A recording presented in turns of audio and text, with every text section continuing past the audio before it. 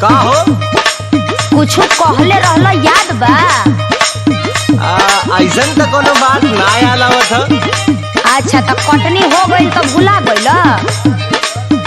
ओहो, अरे बताइबू कि बुझनी बुझाइबू? आ तू का इतना भूमिका बनावेलू हो?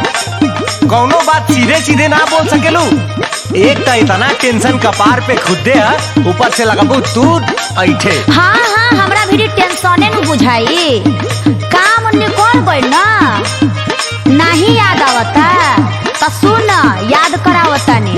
हाँ हाँ बताओ तो तनी। खाली फुसिलाई के करबला कटनिया हो, खाली फुसिलाई के करबला कटनिया हो, कहि के दियोला ना झोलनिया ना। सीधे ना बतावे की चाहत रहल।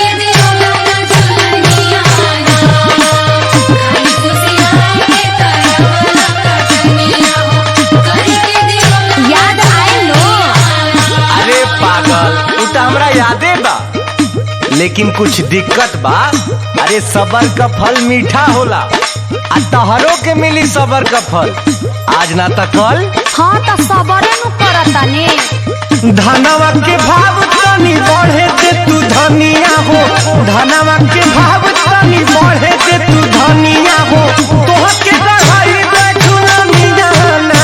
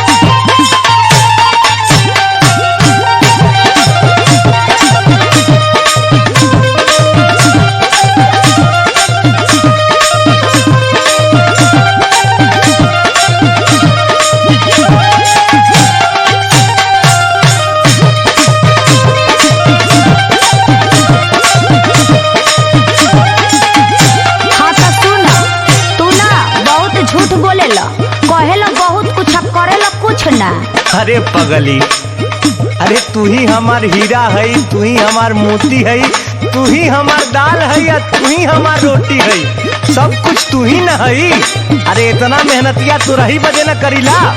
हाँ तो सुनियो ला, बहुत पाइबा तो प्यार के न रस पाइबा, रात से जिया पे रजाऊ तो रस जाइबा।